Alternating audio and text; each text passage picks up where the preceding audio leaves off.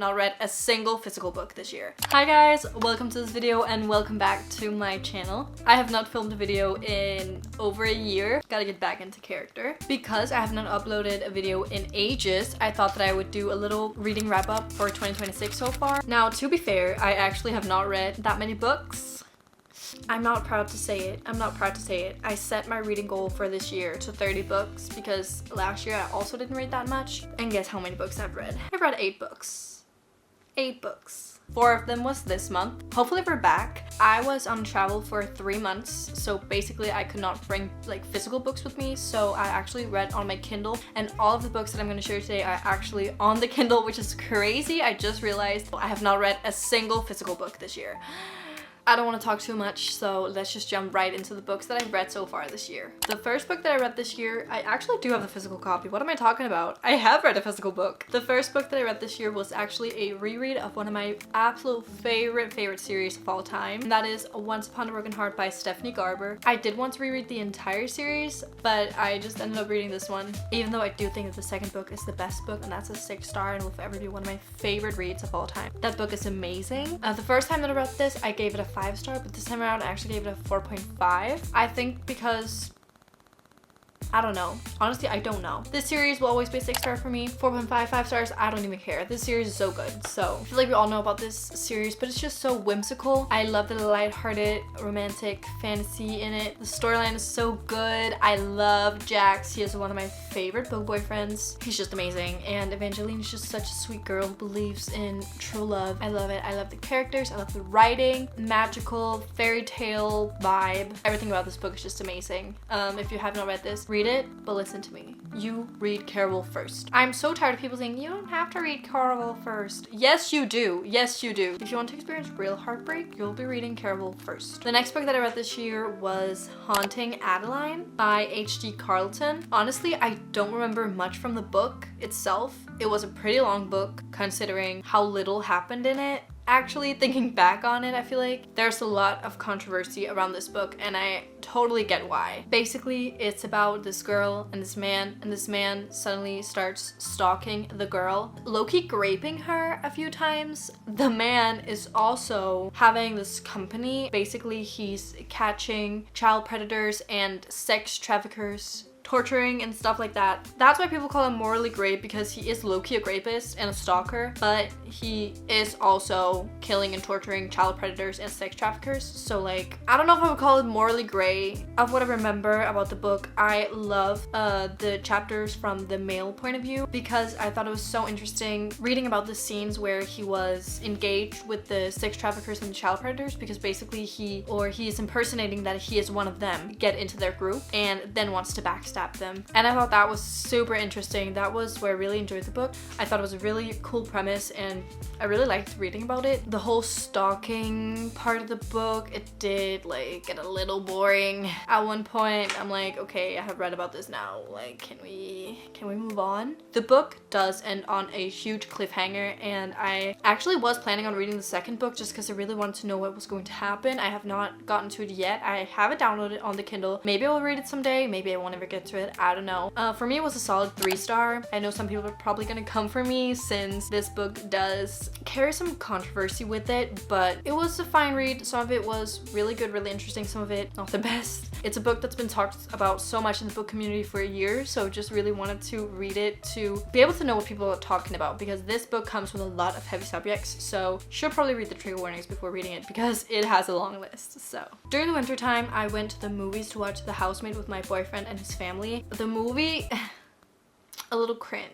I don't know how I feel about the movie. The storyline, pretty good. The plot twist at the end, really good. But the movie itself, I don't know how I feel about it. But I did end up reading the rest of the series actually when I got home. So I read The Housemaid's Secret, and obviously they're by Frida McFadden. I feel like everyone knows these books. The second book basically follow our housemaid, and she's working for a new family now. And basically the man in the relationship is the only person like speaking to her, talking to her, and the wife wife is locked behind a door in a room and she does not come out. The housemaid is not allowed to knock on the door, go and talk to her. She's not allowed to have any contact with her at all. So it's a huge mystery and you're like, oh, why is this man not letting me see her? I hear like weird yells and screams and stuff. So that's basically what the book is about. And let me tell y'all, the plot twist in this one, immaculate. It was so good. I had not seen that coming. It was crazy. I ended up giving the book a 4-star. I think I read it in like 1 or 2 days just because I really wanted to know what was gonna happen. And I feel like that's what a lot of people say about Frida McFadden books. They're easy to read. They're very, very interesting. Her plot twists are really good. And you just want to keep reading because you want to find out what happens. Like, what is the story? So yeah, that's why I really, really liked it. It was really good. And if you've read the first one or seen the movie, I would definitely recommend reading the next book in this series because that was really good. So straight after finishing that, I went into the third and final book in the Housemaid trilogy, which is The Housemaid is Watching. This one I gave a 3-star. I felt like the plot twist wasn't as big as the other books, and I think the third book was more just to round off the series actually, and like round off the housemaid's story. It takes place quite a few years in the future. She now has 2 kids with her husband. The family moved into a new home in a new neighborhood, and it's basically just about their life. Not a lot of stuff happens. It's just more about like the kids' difficulties and like what they're dealing with, and the parents, what they're dealing with, until suddenly something happens. Suddenly a murder happens. I'm the worst at explaining, and especially explaining books without spoiling, so that's probably the best that you'll get from me. But this book was a little more boring, not much happened, and I don't think the plot twist was as good as the first or the second one, which is also why I think this was more just made because people love the series and to kind of give the housemaid like her ending, I guess. Solid 3-star, honestly. Then I went back into a series, which is the Addicted series. I read Ricochet by Becca Ritchie and Krista Ritchie. I believe it's a novel in the Addicted series. This series is basically about 2 addicts. So basically Lily, the female main character, is addicted to sex. Lo, the male main character, is addicted to alcohol. Basically in the novel, Lo ends up going to rehab for 3 months, and we're basically just following Lily throughout those 3 months where Lo is gone, and she's also started to really work on her addiction. She started at a therapist. We're basically just following her life without Lo and figuring things out and trying to figure out what to do about her addiction. That's basically just what this book is about. Not much is happening, obviously, because it is of a novella. So I did find it a little bit boring, to be fair. Just because I like more the dynamic when both Lily and Lo are there. I did end up giving this book 3 stars, but not because it's necessarily bad, just not much happened in it. So again, it was like a fine, solid read. I'm ready to continue the series. I know a lot of y'all are gonna hate me for this one, but next up, I read Binding 13. This book took me ages to get through. This book by Chloe Walsh is so loved everywhere. I don't get it. It was so bad. It was horrible. And I don't get why people cry. I don't understand why people sob reading this. So this book is basically 650 pages of these 2 people. And they have a second book as well. Also, I think over 600 pages. No romance story needs to be more than 1,200 pages. No romance story needs to be more than 400. Maybe in some cases 500, but I wouldn't even say it. I was just tired of hearing about how small and fragile our female character is. It's honestly, I think they mention it at least 50 times in the book, and that's not even an exaggeration. I think that's an understatement. It's like they couldn't stop talking about how fragile she is and how little she is, and just how scared she is and how easy she is to break in the world. Like, and honestly, the male main character, I didn't like him either. I didn't like him. He was way too like, oh, none of y'all ought to fuck with her, like, leave her alone type shit or I'm gonna beat your ass, like, all the time. I got the ick all the time. When I have a book that I don't like, I also like finishing the book because then I can actually hate on it, actually know everything that happened in the book, and this just was not it. The fact that it's 650 pages long, and I think the male main character drives the female main character home like 6 times, if not more. We got like 6 scenes of him being like, I'm gonna take you home. She's like, no, you can't, blah, blah. And he's like, no, I'm gonna take you home, get in the car. And she gets in the car and they talk, and then he sets her off. It was just like with everything. It was just like 6 scenes of the same things all the time. I did not like it. I gave it a 2-star. At some point it was like okay to read. I enjoyed some of it, but mostly no. Now next I read Onyx Storm by Rebecca Yarros, the 3rd book in the Empyrean series. Is that what it's called? The Empyrean? This also took me a while to get through actually. I think the first 500, 600 pages, I actually flied through those. They were really good.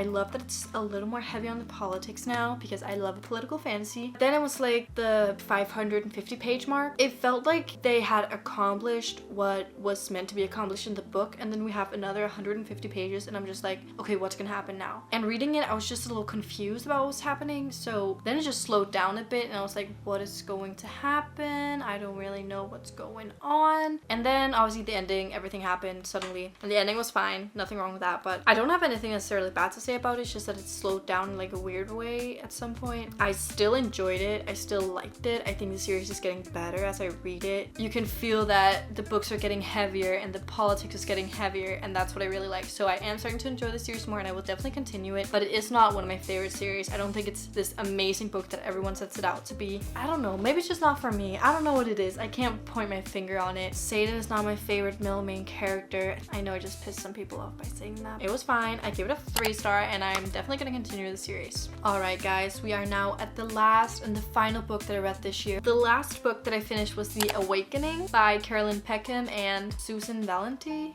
I don't know how to pronounce that. This is the first book in the Zodiac Academy series, which I've been wanting to read for quite a while, even though I had no idea what it was about. I'm obviously bad at explaining, but if I should try and sum this book up, it's basically about these 2 twin sisters who just lives in the normal world. They're orphans, I believe, and they're just trying to get by. And then suddenly, someone shows up at the door and says, you gotta go with me. You gotta come with me. And they come to this school and they basically find out that they have powers. So at this school, everyone has 1, or if you're very powerful, you have 2. The different powers are the different elements. Obviously, Zodiac Academy, so there's like fire, water, earth, and wind. But these girls, they're powerful. They have all 4. Their parents was basically the last king and queen of this place. I don't remember what it's called, but this world that we're living in now. The king and queen is also dead.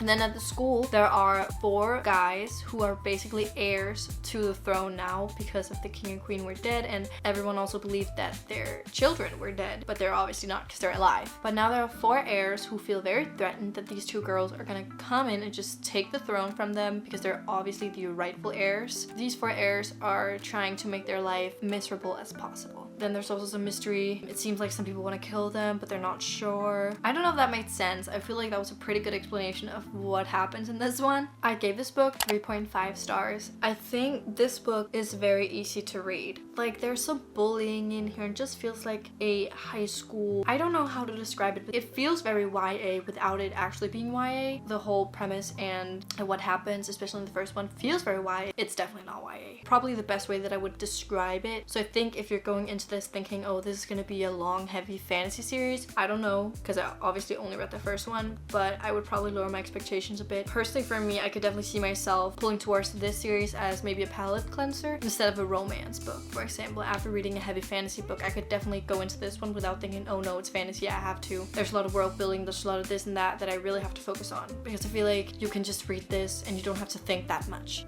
There was a little mystery in the first one, which I was very intrigued to figure out like what that was about for, so I'm definitely gonna continue reading the series. So that was basically the 8 books that I have read so far this year. Hopefully I'll get more into reading, especially after my travels. We'll see where the year takes us. We'll see how it goes. I will be doing a bit more reading and less doom scrolling. Really what's been taking up my time, it's not even that I haven't had time to read, it's just I've been prioritizing my time differently, and I do really want to prioritize my time better, doing things that are better for my brain. If you want to follow me on the journey to get back into reading, then I think you should subscribe to the channel, and if you enjoyed the video, I hope you'll give it a like. Comment what you think about any of this book, if you agree, disagree on my hot takes. But yeah, thank you so much for watching this video, and I hope I'll see you in my next one. Bye guys!